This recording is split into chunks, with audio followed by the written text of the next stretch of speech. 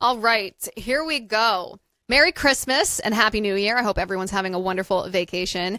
I want to explain to you what we are going to be doing on this show for the next 2 weeks, Christmas week and the week of New Year's. For the next 2 weeks, we will be playing for you the most viewed episodes from the Liz Wheeler Show for 2025 and the most impactful episodes, the episodes that either made the biggest difference or that garnered the most media attention. And we are starting that today. So without further ado, if you would subscribe to the show before we get started, I would greatly appreciate that. You can go to youtube.com/Liz Wheeler, x.com/Liz_Wheeler, or we have video on Spotify now. You can find the censorship-free version of the show on Spotify just by searching The Liz Wheeler Show and hitting subscribe. Thank you to everyone who has been doing that. And without further ado, here is the best of The Liz Wheeler Show from 2025. Hello. Welcome back to The Liz Wheeler Show. I'm your host, Liz Wheeler. You're not going to want to miss this one. We're going to talk about some things today that you're definitely going to want to investigate the answers with us. We're going to talk about the most taboo question when it comes to Jeffrey Epstein. And I confess to you, I have investigated why this is a taboo topic, and I totally disagree with it. Or I totally disagree with the fact that it's a taboo topic. So we're going to talk about it. And that is, was Jeffrey Epstein an intel asset? And specifically, was he an Israeli intel asset? And we're going to talk about why some people tell you you're not allowed to discuss that. There are a lot of mixed signals that we're hearing from the Trump White House about Jeffrey Epstein today. If you look on X at this very moment, hashtag release Epstein files is trending on X, which tells you how much people care about this, how much the Trump base. I mean, this is the topic of conversation, like it or not. And I'm going to tell you today exactly what is happening in the White House around President Trump right now. Because what we're seeing, frankly, mixed signals. We see President Trump saying, and this was just within the last hour, saying that those of us who are talking about the Epstein files are, quote, stupid people. That's what President Trump said within the last hour. This morning, he had an extremely strongly worded post, and I'm going to read you a little bit of this post. He said, the radical left Democrats have hit pay dirt again, just like with the fake and fully discredited Steele dossier, the lying 51 intelligence agents, the laptop from hell, which the Dems swore had come from Russia. No, it came from Hunter Biden's bathroom. And even the Russia scam itself, a totally fake and made up story used in order to hide crooked Hillary Clinton's big loss in the 2016 presidential election. These scams and hoaxes are all the Democrats are good at. It's all they have. They are no good at governing, no good at policy, and no good at picking winning candidates. Also, unlike Republicans, they stick together like glue. Their new scam is what we will forever call the Jeffrey Epstein hoax, and my past supporters have bought into this bullshit, hook, line, and sinker. They haven't learned their lesson, probably never will, even after being conned by the lunatic left for 8 long years. I have had more successes in 6 months than perhaps any president in our country's history, and all these people want to talk about, with strong prodding by the fake news and the success-starved Dems, is the Jeffrey Epstein hoax. Let these weaklings continue forward and do the Democrats' work. Don't even think about talking of our incredible and unprecedented success, because I don't want their support anymore. Thank you for your attention to this matter. Make America great again. Woo! Call that strongly worded. Are you a former supporter? Are you a radical leftist lunatic? Are you a stupid people? No, of course you're not. And that's the question, of course, that's important to ask. So why is this happening? Why are we getting these mixed signals from Trump? Because we hear him call people talking about Epstein stupid people. We hear this very strongly worded post, and then we get this report. It's a preview of an interview that investigative journalist John Solomon did. He sat down with President Trump, and he's teasing his interview. It's about to be released, and he's talking to Steve Bannon. And John Solomon reports that President Trump told him that he would consider appointing a special prosecutor, like we called for yesterday, to get to the bottom of this, to investigate the deep state corruption within the Department of Justice and the FBI, because he wants to restore trust, the trust of the American people. This is what John Solomon reported. Take a look. You did inform him that they're thinking about appointing a special counsel on this to take over this entire investigation. Yeah, and he said, I think it's a good approach. Let's just do it. Let's get the trust of the American people. Let's get accountability, and then let's focus on the things that matter. So he's on board with the situation of getting a special prosecutor and having the Epstein situation put into that, so that can be formally looked Anything at. legitimate that should be looked at. And really in a criminal context. And you volunteered it, by the way, Steve. I ask about the special, he immediately volunteers and then I follow up on it. But he immediately brings up Epstein. Like, just throw that in. Let's get it all answered. I got nothing to hide. I want truth and I want prosecutions. And I just want the justice system to take care of what needs to be taken care of. It was really a remarkable moment. Okay, that's mixed signals might be the understatement of the year. So what is the message here from the White House? What are you supposed to think? I'm going to tell you exactly what's happening in the White House around President Trump that actually explains all of these mixed signals. So the first thing you should do is you should ask yourself, are you a stupid person? The answer to that is no. Are you mainstream media? The answer to that is, well, some of you might be mainstream media. Hello, thank you for watching the show. Most of you are not mainstream media. Are you a radical leftist lunatic? No, of course you're not. Did you fall for Hillary Clinton and James Comey and Barack Obama and Biden and the deep state and Hunter Biden and all of that corruption? Did you fall for that? Did you propagate that? Of course not. So are you doing that now when it comes to Jeffrey Epstein? No. So why is President Trump saying that? Well, the reason President Trump is saying that is can be explained in one word. And that one word is gatekeeping. When you are the president of the United States, the chief executive, you are surrounded by a staff of team members who work for you. And one of the primary jobs of the people that are surrounding you is to gatekeep information, to make sure that you get the information that you need, and also to keep out extraneous information that would waste your time, because your time is very valuable. So one of your primary roles, your responsibilities, your duties is to exercise judgment in deciding what to tell the president and what not to tell the president. So what's happening at this moment in the White House is President Trump is being subject to gatekeeping, which inherent in and of itself, there's nothing immoral about that. That's how every chief executive operates. Anybody in any high level position has a team that helps weed out useless information and helps get them the information that they need. There's nothing wrong or immoral or bad about that. That's how it always works. Whether you're the president, whether you're the CEO of a private company, that's how it works when you're in a position of power. When gatekeeping becomes a problem is when one of the gatekeepers comes with an agenda or allows their agenda to be the filter through which they decide what to tell the president or what not to tell the president. And that's what we're seeing at this moment. We are seeing President Trump subject to gatekeeping, not just because that's the structure of any chief executive, but we are seeing him be subject to gatekeeping by somebody or somebodies who are telling him inaccurate things, who are telling him things about Jeffrey Epstein and things about his base and things about why his base cares about Jeffrey Epstein that simply aren't true. So President Trump's comments saying, oh, people talking about Jeffrey Epstein are stupid people, or these are my former supporters. This is not Donald Trump looking at you and saying, oh, you're stupid. And I think that you're, the fact that Jeffrey Epstein files and the fact that Pam Bondi has lied to us about the Epstein files and we didn't get the transparency that we were promised and we were told untruths about it. He's not looking at that and saying, well, the fact that you associate the Jeffrey Epstein files with justice is stupid. That makes you a radical leftist. He is not. He is making those comments because whoever is serving as his gatekeeper, who is giving him bad information, I'll tell you exactly what they're showing President Trump. They're showing him headlines by the mainstream media because the mainstream media they take every opportunity to try to destroy President Trump, and they always have. They hate him. They hate you. They want to destroy us all. And they want to try to destroy us from within. So you look up any mainstream media website right now, just type in Donald Trump, Jeffrey Epstein in your browser search. And all the mainstream media headlines that will be generated by that will be talking about a so-called mega divide, a divide among mega. President Trump's supporters clash with the president. They're acting like this big dramatic, earthquake in the MAGA movement, when that's actually not what's happening at all. But all the mainstream media outlets have coordinated on this message. What's actually happening is what we've been talking about in the days prior to this, and that is a true friend tells you the truth, even if the truth is uncomfortable, even if telling the truth might have consequences. A true friend is committed to telling you the truth. And we, the MAGA movement, conservatives, Republicans, whatever you want to call us, those of us on the right, we differ from the left in the sense that we are not a cult.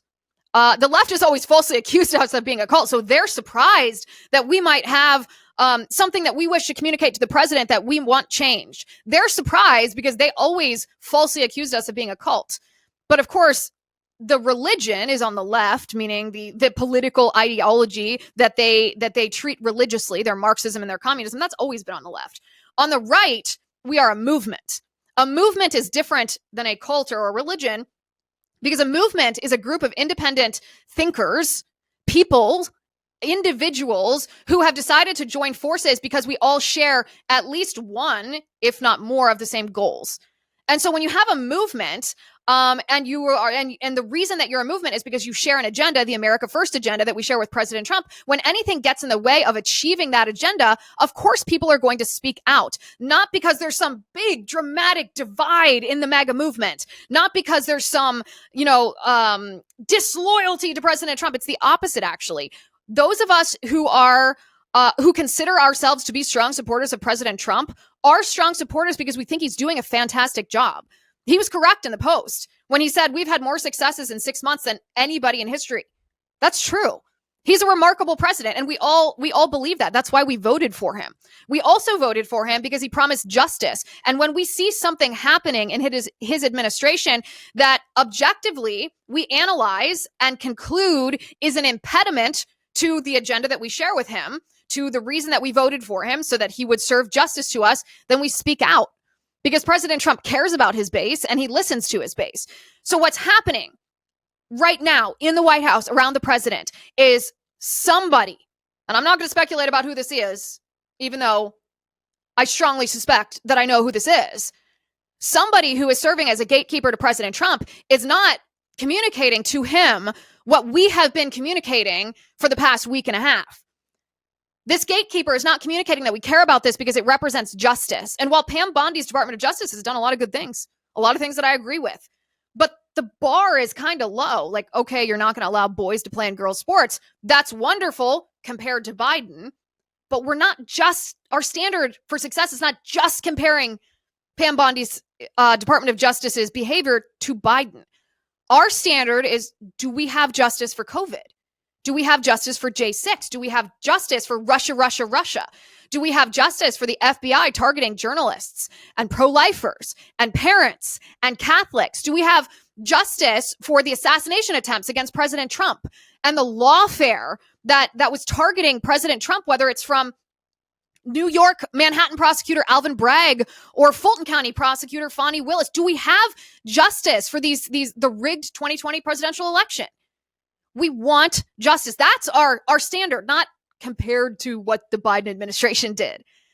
And so when you measure Pam Bondi against this standard that we have, she hasn't served justice on any of these big things. And so Epstein has become a bellwether. It's an unanswered question in our minds. Are we going to get justice for these great wrongs that were committed against us?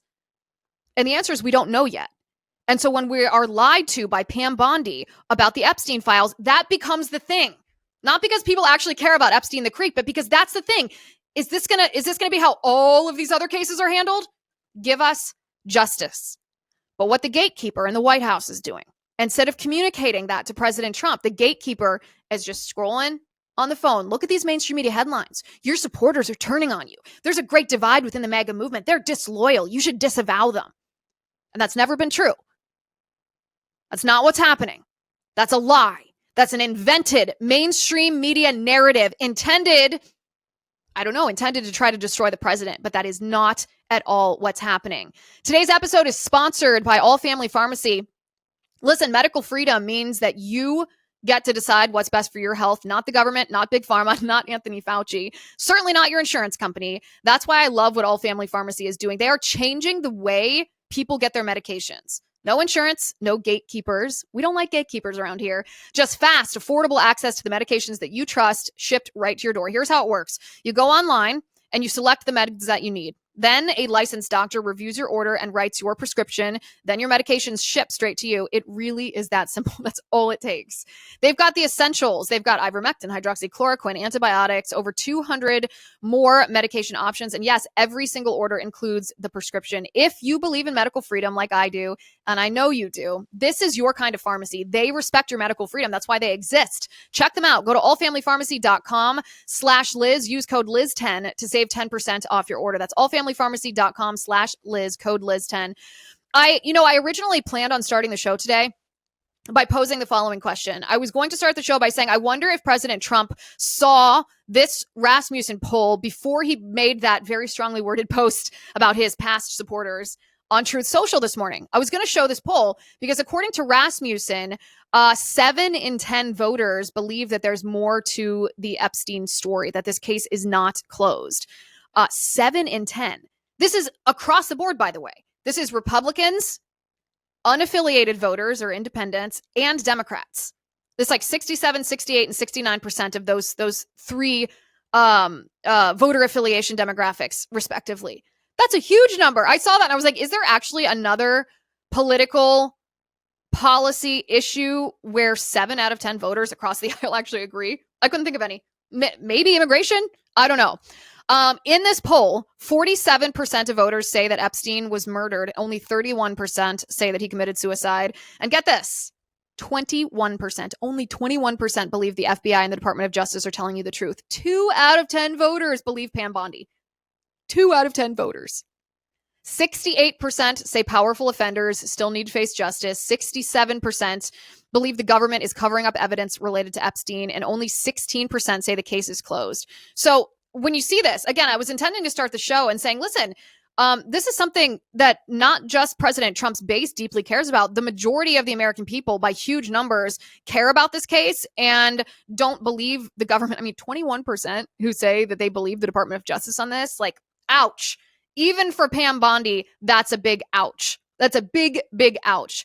But then, of course, if you think about this from the perspective of how the West Wing operates, you think about this from the perspective of a chief executive surrounded by gatekeepers, it makes it more incumbent than ever on you to raise your voice, because we must ensure that our voices communicating to President Trump the real reason why the Epstein files are important to us, because it represents justice. It makes it more incumbent than ever for you to keep raising your voice so that you are louder than the gatekeepers, to overcome the gatekeeping so that President Trump understands why this is important to us. So do not be quiet, do not be cowed, do not be afraid, but keep talking. Okay, so this taboo question I mentioned at the beginning of the show, was Jeffrey Epstein an intel asset? Was he an intel asset of one of our intel agencies, the FBI or the CIA or some other alphabet soup agency? Was he a foreign intel asset? Was he an intel asset of Britain? Was he an intel asset of Israel? Apparently I'm not allowed to say that. This is weird to me. I'm going to bring on Mike Benz here for a second, in just a second. But it's very weird to me that we're not allowed to ask whether Jeffrey Epstein was an intel asset, either for our country or for any other country. And especially we're not allowed to ask when it comes to Israel. We're told that it's anti-Semitic to ask this question. And I've analyzed this question from almost every angle, trying to understand why would this be anti-Semitic to ask if Jeffrey Epstein was an intel asset of our country or of Britain or of Israel? Or why would it be okay for us to ask if he's an intel asset of the US or Britain, and then not okay to ask if he was an intel asset of Israel? That makes no sense to me. In fact, it belittles real anti-Semitism, which exists, of course, when you conflate criticism of Israel with anti-Semitism. The two things are separate. You can criticize Israeli politicians or Israel's government policy without being anti-Jew, without being bigoted and hateful and genocidal. And there is no inherent anti-Semitism to asking whether Epstein worked with Israel in any kind of intel capacity, especially when you look at the depth of his associations with people who were associated with the Mossad specifically. So Ghislaine Maxwell's father, Robert Maxwell, was a Mossad agent. And he has all kinds. I mean, I hate to, after his scandal, I hate to show a Glenn Greenwald tweet here or post on X on the screen. However, he did very nicely categorize all of Epstein's Israeli connections here. One of Epstein's closest friends was a former Israeli prime minister. A key source of Epstein's vast wealth was Les Wexner, whose primary life cause is Israel. Ghislaine Maxwell's father, the billionaire Robert Maxwell, was a Mossad agent who mysteriously died after that was reported. Epstein got the red carpet treatment when visiting Israel. Epstein bankrolled many major investments in Israeli tech, et cetera, et cetera. So it doesn't seem to me that it's anti-Semitic or out of nowhere to question whether Epstein worked for Israel in any kind of intelligence capacity. In fact, it seems to me like it's almost this new packaging of the critical race theory argument that was thrown at us for so many years. 10 years ago, the entire Democrat strategy for shutting down conservatives was to point at us and be like, you can't say that. That's racist. You can't say that. You're white. And that was never true. It was not, the things we were saying were not racist, and you're allowed to say whatever you want, even if you're white. But this seems like the new packaging of critical race theory. Oh, you can't criticize Israel because that's anti-Semitic. No, this is a long-held allegation and one that's definitely worth investigating. I don't know if it's true or not. There's a lot of things we don't know if it's true, but asking the question is not inherently anti-Semitic. And so to investigate this question, we're bringing on Mike Benz, founder of the Foundation for Freedom Online. Mike, good to see you. Thanks for being here. Good to see you. How you doing? Okay. Jeffrey Epstein as an Intel asset. Who was he an Intel asset for? So just I'm big on the particulars of the word because asset, I think, is throwing a wrench into the entire investigation. The specific words of Alex Acosta, the prosecutor who cut the sweetheart deal to Jeffrey Epstein in 2007, 2008, was later quoted as saying that Epstein, quote, belonged to intelligence, and that's why and to leave it alone, and it was above his pay grade. And there's a distinction between being a intelligence asset and belonging to intelligence. And the reason I bring this up and stress this is because this phrase asset actually has a technical meaning, which includes having a human intelligence 201 file that when you say that, that means that they can deny links to intelligence by saying he's not an asset. If you understand what I'm saying, like for example, Pam Bondi was asked if at the press briefing in the White House last week, it was Epstein an intelligence asset, and she said, "I don't know. We're looking into it. I'll get back to you."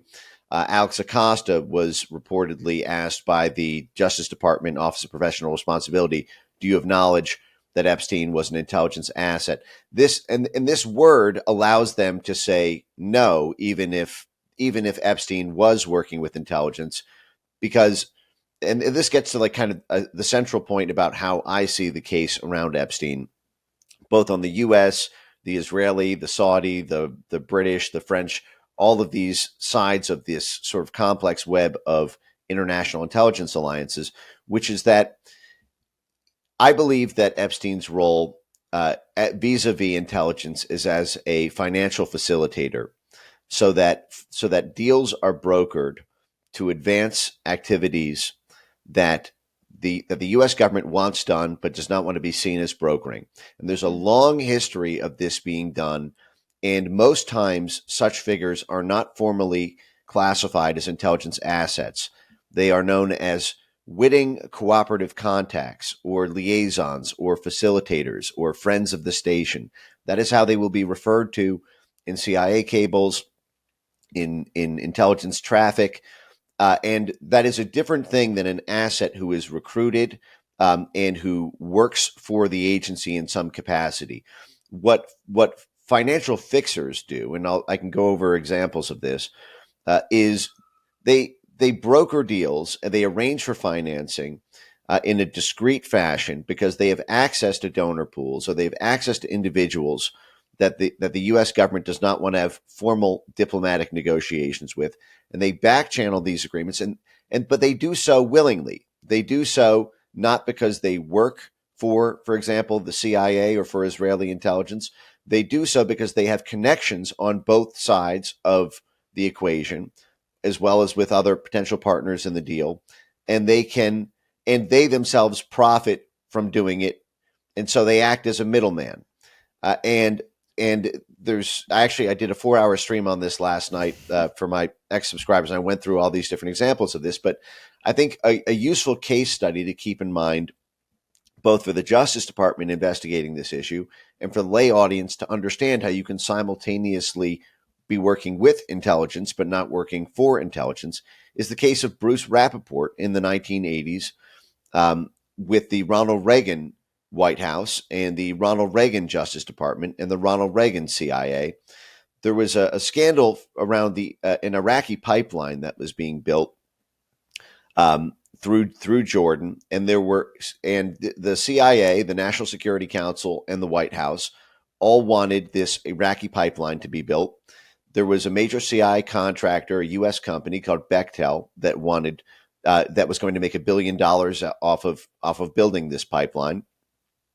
The Secretary of State had formerly been the vice chairman of Bechtel, and the Attorney General had a close friend who was in on the deal as well. The main issue is that Iraq wanted to build this pipeline, Jordan wanted to build this pipeline, the U.S. wanted to build this pipeline, but there were intense concerns that Israel might attack the pipeline because of the economic, the way it might change the economic integration strategy in the Middle East during a sensitive time when Iran had just done the Iranian Revolution. And there were concerns that Israel might sabotage that project. And so Bechtel, Iraq, Jordan refused to grant the project go forward with it until they could secure some sort of Israeli buy-in to the project. Now, the U.S. did not want to formally be seen as backing this project. They wanted it to happen, but they did not want to be seen as making it happen because it could inflame other partners like Turkey who would be cut out of the deal.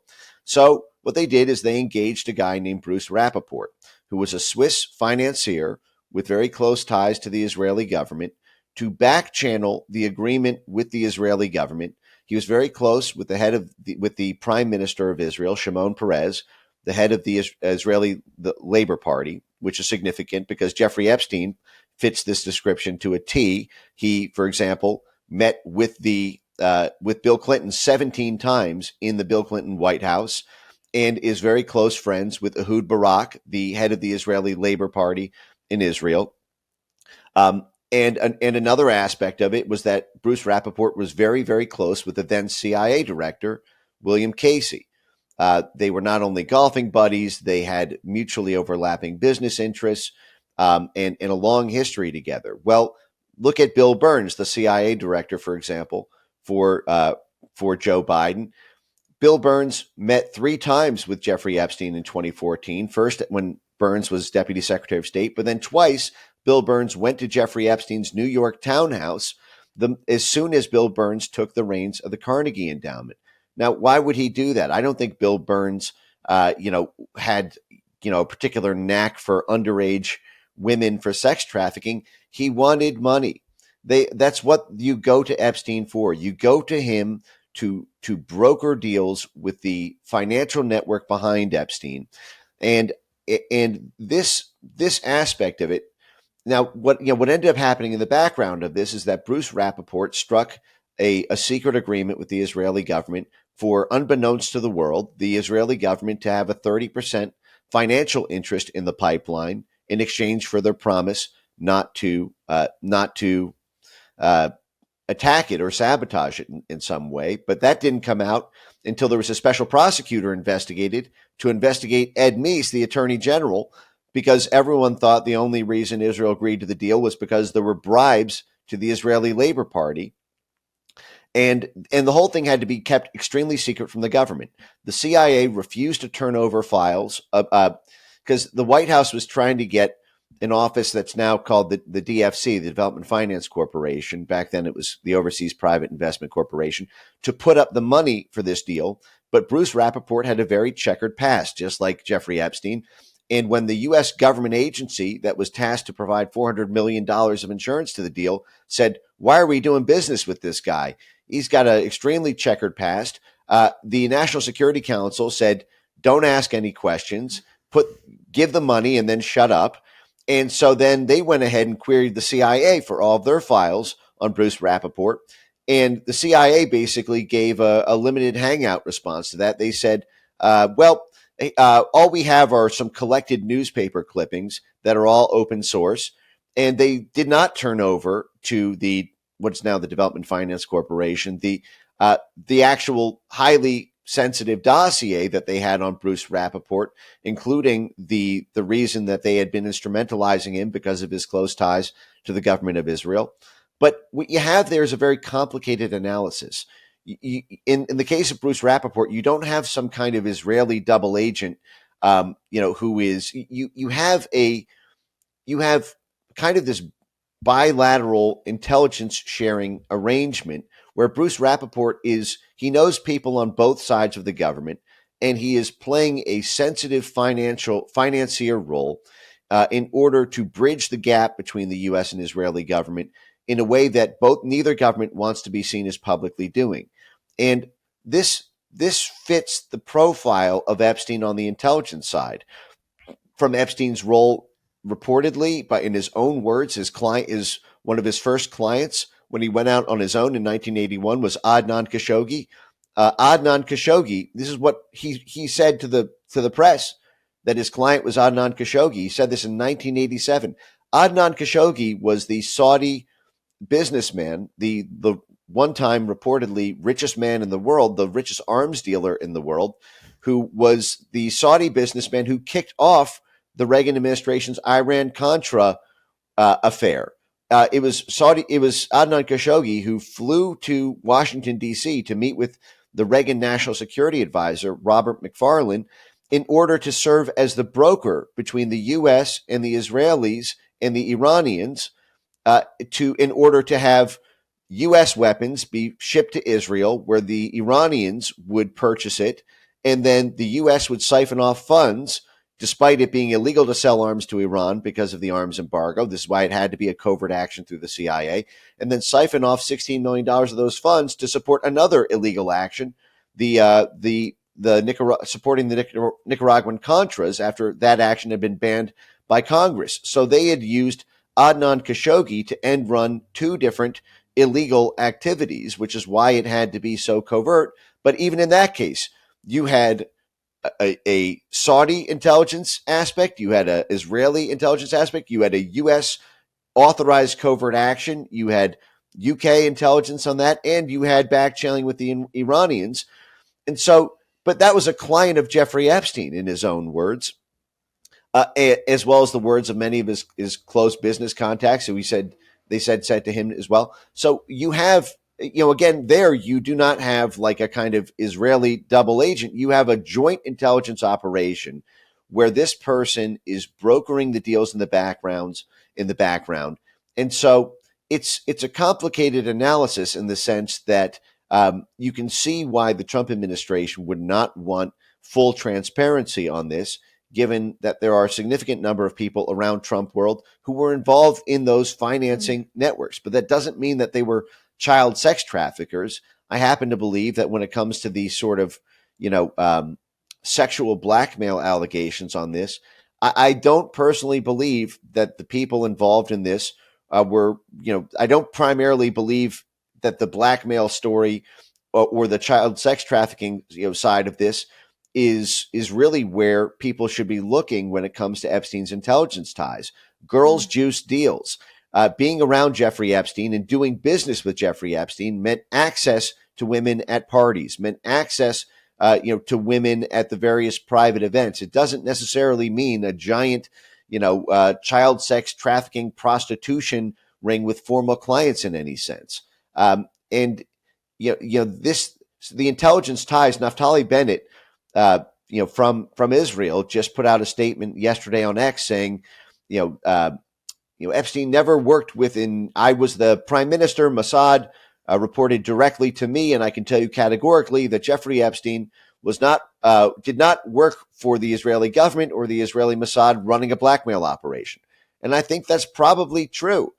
But notice the carefully worded statement there. It doesn't mean that there was not back channeling with the Israeli government, given that he, had 40 odd, reported, meetings with Ehud Barak, who stayed at his house, given, the fact that from the start of Epstein's career with Ace Greenberg at Bear Stearns to, his work with all matters related to the Iran network throughout the 1980s to the Les Wexner network in the 1990s and beyond, that's just getting started. I mean, to say nothing of Ghislaine and Robert Maxwell, and much more beyond that. The fact is that is probably true what Naftali Bennett said, but that is also not the full story. And I think part of the issue is if you concede the role of Epstein as a financial facilitator for covert action, and you then you validate Alex Acosta's reported statements to the Trump transition team that his utility to intelligence services played into his plea deal for the the sex trafficking and prostitution charges, then you can see why this gets schmutz on both people around Trump world as well as sensitive partners, because I mean, honestly, like a lot of this goes back to something called the Safari Club, where which was a off the books, off the shelf, private, self-sustained, private CIA financing operation that was primarily led by French intelligence during the late 1970s, and involved the Saudis, the Egyptians, the Moroccans, and both U.S. and Israeli intelligence were involved in this network, but they were not the senior partners in on it.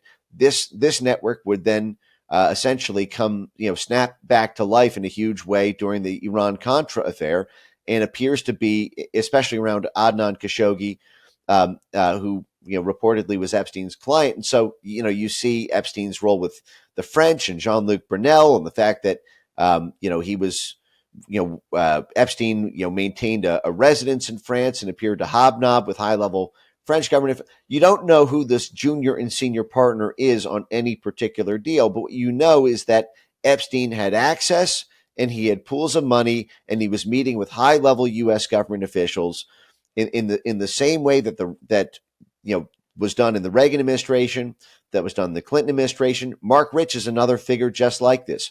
Mark Rich, with ties to both the CIA and Israeli intelligence, and ended up getting indicted in a big financial fraud case, and then was pardoned by Bill Clinton his very last day in office in a highly controversial move. But reportedly, everyone can look this up, the Mark Rich story runs through these exact same networks as it did in the Bruce Rappaport case, as it did in the Adnan Khashoggi case. The issue is here you have this, it's not just white collar crime. There's a crime that I think was a lot more visceral to the American public. But I think the answer is you got to come clean. And I agree with because I think what Trump is saying here is true. There are going to be a lot of people named in these disclosures who their very name's disclosure is going to make it look like they were involved in some child sex trafficking ring that they weren't. Yeah. They were probably involved in the deals, though, and with some awareness of Epstein's kind of strange and disturbing activities. But that could have also been done as part of something that was blessed by the U.S. government. They may have been asked by the special economic activities side of the Central Intelligence Agency to juice this deal, as part of an investor network, and that both it would be good for Israeli national security and good for U.S. national security and good for their own pocketbooks if they went through with this deal. But that would potentially involve disclosing aspects of U.S. tradecraft from the 1980s to present that you can see why the national security community might not want public. Well, Scott Adams had an interesting post a day or two ago in which he said that the president of the United States serves as both the chief executive, obviously overseeing, administering the executive branch. And in that role, he owes his voters maximum transparency, but he also serves as the commander in chief. And you can't have radical transparency as the commander in chief because that signals to your enemies. And Scott Adams was contending that President Trump was deliberately not revealing information that the federal government has about Epstein in his capacity as commander in chief because of what implications that may have on foreign policy or national security. As much as we don't like those vague phrases anymore because those have been abused. I know you have to go in a second, but do you have any idea let me rephrase this. You mentioned Bruce Rappaport and that pipeline, that Iraqi pipeline. Do you have any idea of the types of deals that Epstein would have been, this off the books liaison that would have been this connector with different countries and different intel agencies? Yeah. I mean, like I said, if what his reporting was what he told the press is true around Adnan Khashoggi being his client, that happened from 1983 to 1987, 88.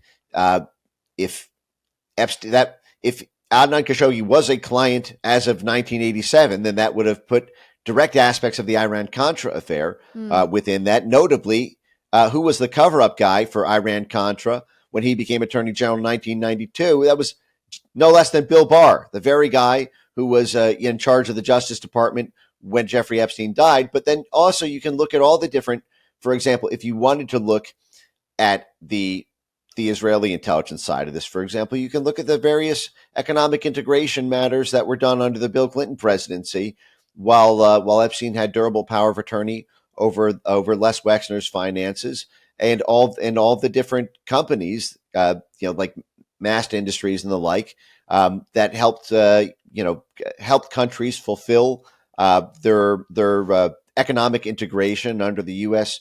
Israeli economic integration zones that were set up, for example, in Africa and parts of the Middle East through this. And there's lots of Epstein financial transactions that overlap with highly sensitive U.S.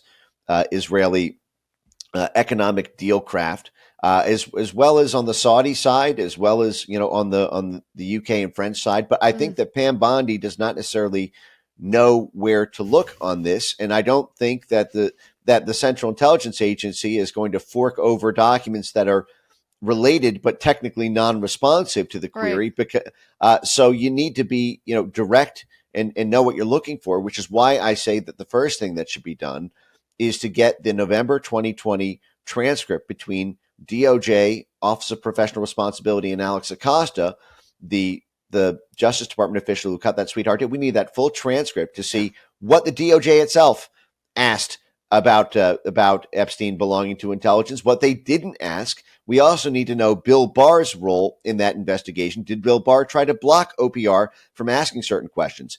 Did the CIA's Office of General Counsel try to limit queries into Epstein's intelligence communications?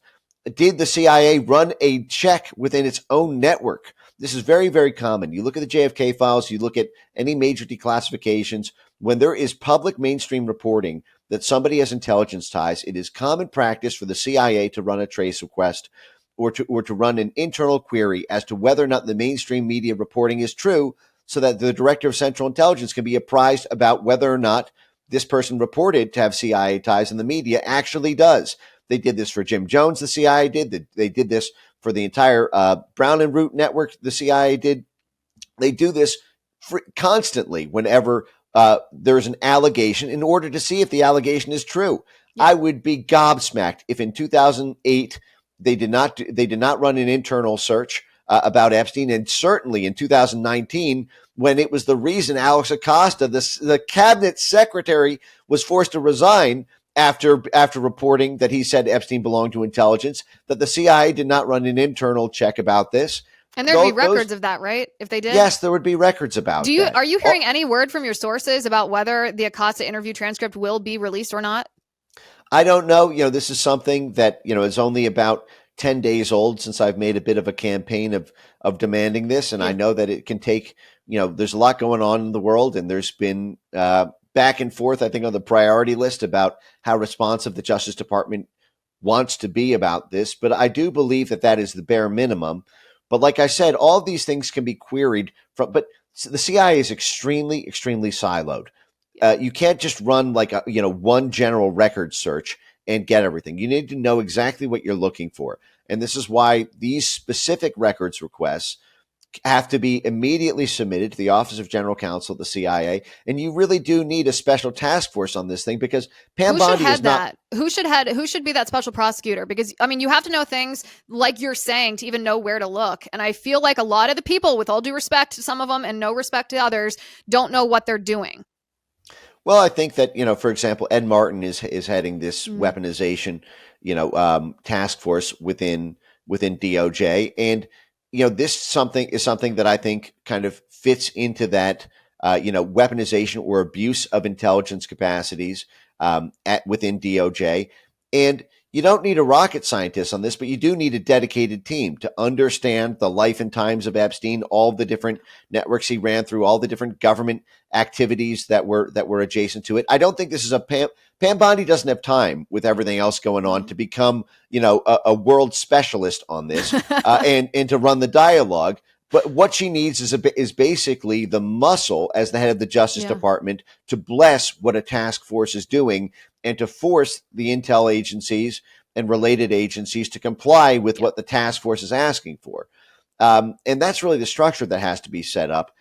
So I think if someone around, for example, the Ed Martin weaponization team were to be able to lead a transparency task force and simply include the Epstein investigation is part of that, that would allow a day-to-day relationship for queries to the intel side, while not hamstringing Pam Bondi as this being, her number one task at DOJ. Yeah. Yeah, I think that's exactly right. I mean, first of all, I maintain what I have been saying for the last 10 days. None of this would be a thing to this extent had Pam Bondi told us the truth from the get-go and not tried to be a Fox News star and attention seeker. She created this monster. And if I were President Trump, I would want to hold her accountable, because this is now a giant headache for him, especially if what you're saying is true, especially if there's an additional element, not just the child sex crimes, but an additional intel aspect of this. But I agree with you. We don't want the FBI and the DOJ to not be able to stop criminals and thugs and terrorists who are plotting against us because they are singularly focused on one deep state issue. I know you need to go. Thank you for being here. This was incredibly illuminating, and I appreciate your research. Thanks, Mike. Yeah, two things. First, I did a 4-hour lecture for my subscribers on X on this exact topic last night in meticulous forensic detail. And just the second thing on Pam Bondi, I don't think Pam Bondi knew what she was walking into with this. I think that she probably expected to be able to conduct a relatively normal investigation. And then as it got deeper into the facts of the case, the complications were probably made apparent. I think that would have, if she had known then what she knows now, I doubt the rollout would have gone exactly the way it did, because I don't think Pam Bondi is an operator the way that Bill Barr was. Bill Barr started his career in the CIA. He told his high school guidance counselor he wanted to run the CIA. His father was in the CIA. He was a lawyer for the CIA, and then he was attorney general twice. You can't expect Pam Bondi to know all of this, inheriting the reins for the first time, but the fact is what we're trying to do is educate so that she knows now, so that, you can sort of make an excuse for the beginning of this, because this is not the primary job typically of federal law enforcement, but now, so now you can take action. But I do have to jet. But thank you, my Liz, apologies. My apologies to Posobiec. I know I kept you longer than you asked, and now you missed the beginning of his show. So go. Thank you for being here. Mike Benz more generous than I towards Pam Bondi, of course, but I simply cannot get past, and I think a lot of us share this viewpoint. That all may be true, what he said about Pam Bondi, but you don't make a cover sheet that says the most transparent administration in history when there's nothing in the binder. You don't promise dirt from the SDNY when you haven't verified it. Even if you don't know what you're getting into with a certain case, you don't try to make headlines without doing your due diligence. That should be a basic competence litmus test. So all of that being said, listen, this is incredibly illuminating information from Mike Benz. If this is the case, then if what Mike Benz has untangled is the answer to a lot of the unanswered questions about Epstein, I mean, it all makes sense. It's basically two different things then. If what Mike Benz is saying is accurate and he provides the receipts, so let's just operate under the premise that what he's saying is accurate, then it's Jeffrey Epstein who committed hideous sex crimes against underage girls, which is awful. And he also served, perhaps separately, as this off the books, off the records, not an official employee of any intel agency, domestic or foreign, but this liaison, when there was a financial liaison that was needed between countries, but that the countries needed it to be off the books because they couldn't be officially involved. And that would explain why Jeffrey Epstein was not held to account, was held to a different standard, a lower standard, even after he'd committed such an egregious crime against children, why he was held to a different standard than any other average person who would commit such a heinous crime. Because there were foreign policy and national security and statecraft implications. The Trump administration is going to have to be transparent about this. President Trump is going to need to throw off his gatekeepers, whoever that may be. He's going to need to identify who's giving him the information, just showing him the mainstream media headline saying, MAGA, there's a huge divide in MAGA. No, there's not. There's questions coming from people who are equally committed to our shared America First agenda. There's accountability and transparency that we're demanding because that's what we voted for. Justice, that's what we voted for. We share this with President Trump. True friends tell the truth even when the truth is uncomfortable. And when you identify a problem or a liability, whether it's a policy that's a problem or a person that's a liability, you want to identify that, again, even if it's uncomfortable, because it can be an impediment to achieving that agenda. And that's the agenda that we voted for when we voted for President Trump. That's what's happening here. But now we're in a situation where maybe it is awkward. Maybe it is uncomfortable. Maybe there are competing interests. I've had sources tell me that President Trump has friends in his circle, not necessarily personal friends, but financial friends, contacts, longtime business associates who've been calling him off the hook, being like, don't release the list because of exactly what Mike Benz said, that my name might have been associated with Jeffrey Epstein, but I had nothing to do with child sex trafficking. I've had sources telling me this for the last 10 days. We also, there's no question about the incompetence at the Department of Justice. That's certainly a factor here. But what if there is an additional factor? What if there's an additional factor, not just that Jeffrey Epstein was used as a honeypot or running some kind of blackmail operation? What if it wasn't? What if it is what Mike Benz said, that it's somewhat separate, meaning his sexual deviance and crimes weren't part of his intel operation. They were just overlooked because of his utility to various countries' intel apparatuses because they needed him as a financial liaison. At this point, if I were President Trump, I would simply be transparent. I would simply, just like Mike Benz detailed the Bruce Rappaport story and what role Bruce Rappaport played as the financial liaison between the United States and Israel and Iraq. And just like that has now come to light and we know about that, even though it was a secret at the time, President Trump should make public what role Jeffrey Epstein played, even if it's uncomfortable, even if it's not the first choice of the national security state and the apparatus, because the trust of the American people is vital to a successful America First agenda. And this mess has been created. President Trump has the capacity now to clean it up. In addition to Ed Martin, who is Mike Benz's suggestion, when I said, well, who does know?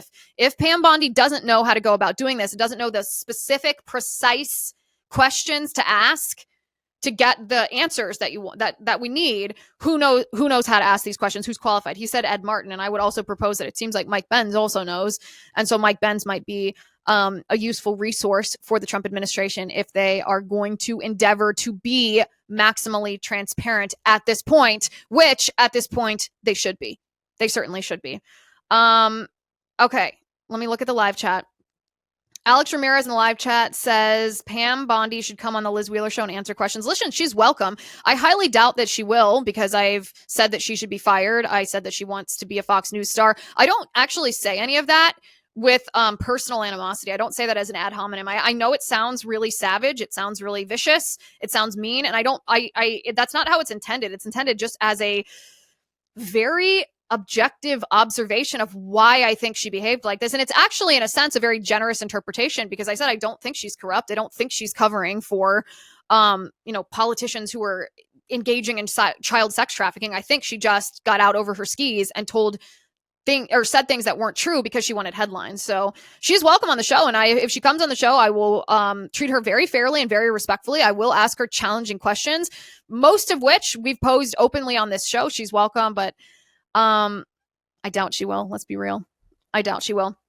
But good suggestion. Chaplain Jethro's Corner in the live chat says, we the people need transparency from the Department of Justice. Pam Bondi has closed this investigation, and this is wrong on every level. Well, 7 out of 10 of the American people agree with you.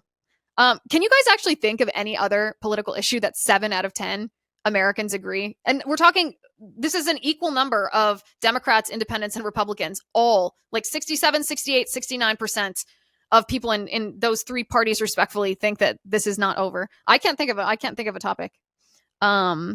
Maybe boys playing in girl sports, something that's like beyond obvious. Print Play in the live chat says, must have been working with intelligence since we're getting the same type of answer without explanation as the Florida trial. Yeah, I mean, I found it very, Mike Benz started his first answer saying might be a technical nuance, but there's a difference between someone being technically an asset of Intel or someone being used as Intel, meaning belonging to Intel. And I think that's actually a very important, it's probably why I started with it. It's very important to focus on that nuance, because if he was an unofficial liaison, Epstein, an unofficial liaison for financial purposes, then there might not be the same paper trail of his involvement as there would be if he had been an employee or recruited by the Intel agencies. Seeker 8955 says, please remember that this guy went from nothing to owning an island and having money everywhere. Well, that's also been one of the outstanding questions, but think about what these outstanding questions, and we talked a little bit about this on the show yesterday, some of the outstanding questions about Jeffrey Epstein. It's his death, of course, incongruent physical signs on his body in the autopsy compared with the narrative that we were given by the Bureau of Prisons or the medical examiner. And that needs to be answered, of course. And then all those weird anomalies at the prison, like how does a prisoner in this correction facility, how does the prisoner commit suicide when it's supposed to be the most secure facility in the country? How come the videotapes weren't working? How come the guards were incompetent? All those questions need to be answered. However, one of the questions that people don't know the answer to is, where did he get his money? A financier, what does that mean? Like, what do you do when you're a financier that actually gets you that amount of money when you come from nothing? Well, that's where the idea of, a blackmail operation. Was he blackmailing people, meaning he was bringing them to his island and videotaping them doing tawdry things and then saying, hey, I'll release this unless you become my client, which is the same as saying pay me off or I will release this. I had speculated previously that maybe it wasn't quite as official as that. Maybe there weren't videotapes. Maybe it was a legend he created about himself that people just it was whispered in the wind, that, oh, he'll blackmail you if you don't give him your business. Maybe it was something like that. Or maybe, I don't want to put words in Mike Benz's mouth here, but it seems like he was suggesting that the crimes that Jeffrey Epstein committed against children was an entirely separate thing from the way that he made his money. The way that he made his money was, according to Mike Benz, possibly through this being a liaison off the books for governments and intel agencies when they couldn't directly engage in that activity itself. I don't know. Maybe it's the beginning of an explanation. Maybe it's the beginning of answers to some of these unanswered questions. But it does seem that Mike Benz's theory, what he's proposing, he's not only bringing receipts, but it does answer many of these questions that, frankly, some of the other theories that have been proposed about Jeffrey Epstein, they might answer some of the questions, but they don't answer some of the other questions. A different theory might answer different questions and leave unanswered, the first questions. This theory from Mike Benz seems to answer a lot of the unanswered questions. The Laughing Man says Susie Wiles is telling him not to be transparent. Do you not understand? Well, someone is serving as the gatekeeper. As I said earlier in the show, I suspect I know who is acting as this gatekeeper, but I'm not going to speculate until I have confirmed the name or the names of this person. But I suspect I know who's serving this gatekeeper. And gatekeeping in and of itself, as I said earlier in the show, is not inherently immoral. It's how every business structure in the government or out of the government, the private sector works. You have to have a team that serves as, the first line, the second line, the third line to be able to handle things. And only the things that are of the utmost importance should get to the president's desk. Otherwise, he can't literally handle everything. And so that's a structure that makes sense. It's sensible. It works. Unless and until somebody who serves in one of those gatekeeping positions brings their own agenda and starts gatekeeping through a filter of that personal or political agenda. And it seems that if you are serving as a gatekeeper to the president and you are only showing him mainstream media headlines that are blaring the false allegation that there's a huge divide among MAGA and President Trump's supporters are turning on him, that neither of those things are true. Absolute fake news. And if you are showing that to the president, then that that's untrue. That that's a lie, and you're showing him that so that he reacts in the way that he does. And that person should be identified and held to account because they're making things worse. They're making an already heated situation that didn't need to happen in the first place much worse. Much, much worse. Okay. This was a great episode. I'm going to think about this all day. I highly, highly recommend that you share this episode on your social media.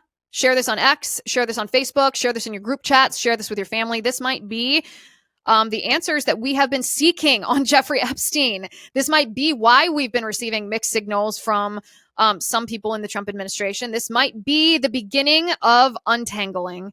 And of course, it's all due to you. It's the government officials and politicians are never the ones that do the work. It's you that does the work. And I deeply appreciate that. So thank you for being here today. Thank you for joining us on this live stream. Make sure you're following Mike Benz at Mike Benz Cyber over on X. He was phenomenal today on the show, as he always is. Make sure you're subscribed to this channel, youtube.com/Liz Wheeler, x.com/Liz_Wheeler. I'm at official Liz Wheeler over on Instagram. And of course, on Spotify, you can search The Liz Wheeler Show. We have video over there. You can share that link too on Spotify so that people subscribe over there. Now that we have video on Spotify, it's an all-in-one app now. Thank you for being here today. Thank you for watching. Thank you for listening. I'm Liz Wheeler. This is The Liz Wheeler Show.